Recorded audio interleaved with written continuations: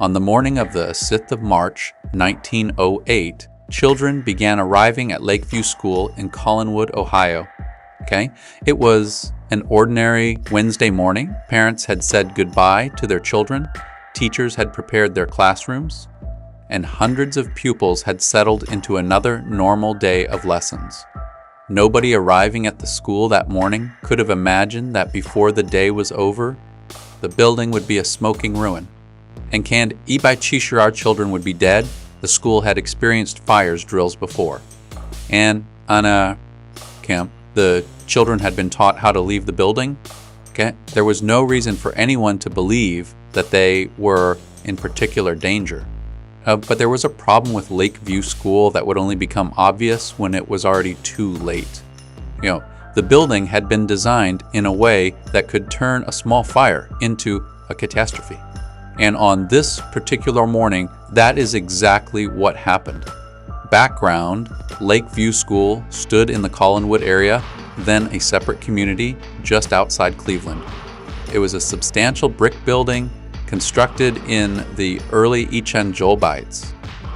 Inside, however, much of the structure was made from wooden floors, wooden staircases, wooden beams, and an open stairwell that ran through much of the building. The school was also crowded.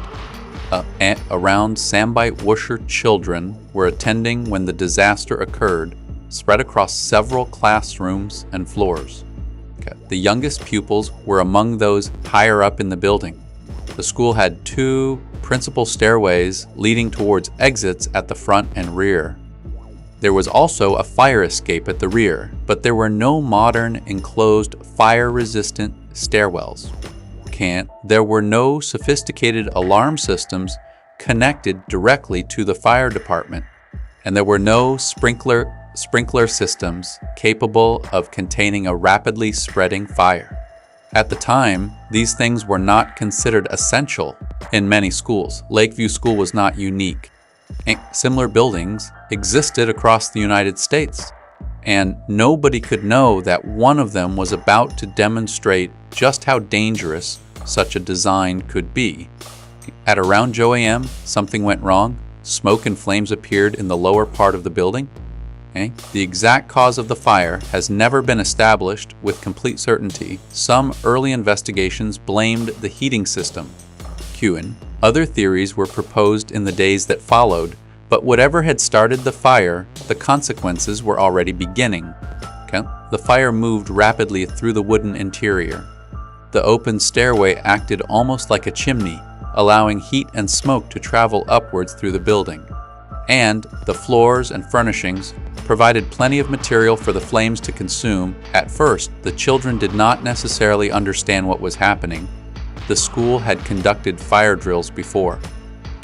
When the alarm was raised, some pupils began following the procedures they had been taught. But there was a terrible problem. The usual route for evacuation led towards the front of the building, and the fire had started in precisely the area that made that route dangerous. Within minutes, the staircase was filling with smoke and flames. Children from the upper floors began rushing down. More and more pupils poured towards the exits, and then the orderly evacuation became a desperate struggle for survival. The disaster. Hundreds of frightened children were now attempting to leave the building at almost the same time. But the exits were not designed to handle such a crowd. The rear entrance in particular contained a narrow vestibule and partitions that created a serious bottleneck. Children stumbled. Others fell. Those behind continued pushing forward, unaware of exactly what was happening ahead of them. Soon, a mass of children had become trapped near the exit. The more they tried to escape, the more tightly packed the crowd became. Children were climbing over one another. Some were attempting to pull others free, and those at the front could no longer move. Outside, people had begun to realize what was happening. Parents and local residents rushed towards the school. They could see children at windows. Some children managed to escape through available openings. Others were pulled out by people waiting below. But many were trapped inside. The fire was spreading too quickly. Smoke filled the corridors. heat became unbearable, and the children still inside had very little time. Some reached windows and attempted to escape that way. Others tried to make their way towards the rear fire escape. But for many pupils, the staircase and exit areas had become impossible to pass. The situation was made even worse by the design of the building. The open wooden stairways provided a direct path for the fire to travel upwards. Instead of containing the flames, the structure helped carry them from one level to another. Firefighters were called. But Collinwood's fire department was a small volunteer organization using horse-drawn equipment. By the time the firefighters reached the school, the blaze had already taken hold. There were hundreds of people outside. Parents were screaming, neighbors were trying to help, firefighters were attempting to reach the children. But there was almost nothing they could do. The flames were too intense, the smoke was too thick, and inside the building, dozens of children were already trapped.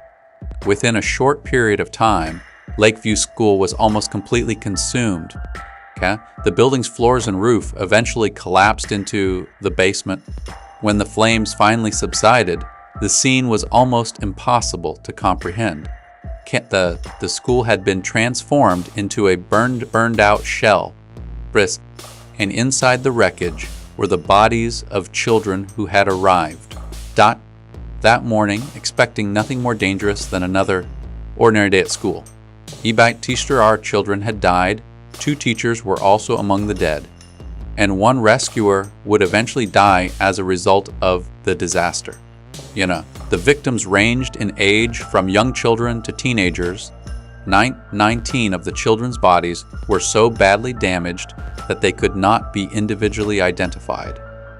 They were eventually buried together in a common grave. For the families of Collinwood, the tragedy was only beginning. The aftermath. In the hours after the fire, investigators began examining what had happened. The question was simple. How could an ordinary school day turn into one of the deadliest school disasters in American history?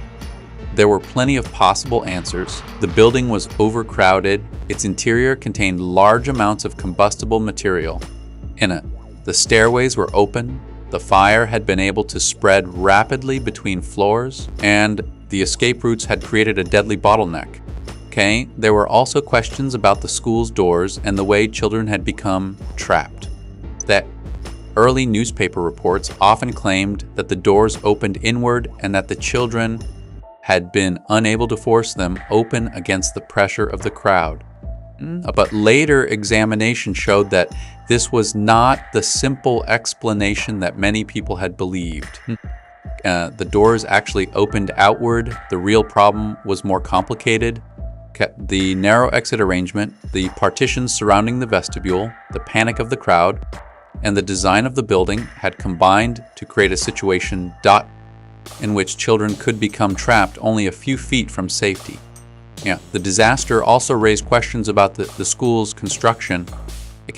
Why had a school containing hundreds of children been built with such vulnerable internal structures? Why were the stairways not better protected from fire? Why were there not more independent routes to the outside? And why had the building been allowed to become so crowded? These questions were particularly disturbing because Lakeview School was not an isolated example. Schools across the country had similar weaknesses: wooden interiors, insufficient exits, poor fire separation, overcrowding, and inadequate emergency procedures. The Collinwood disaster forced people to confront the possibility that a school could become a death trap in only a matter of minutes. The tragedy helped drive changes in school design and fire safety. Newer schools increasingly incorporated fire-resistant construction.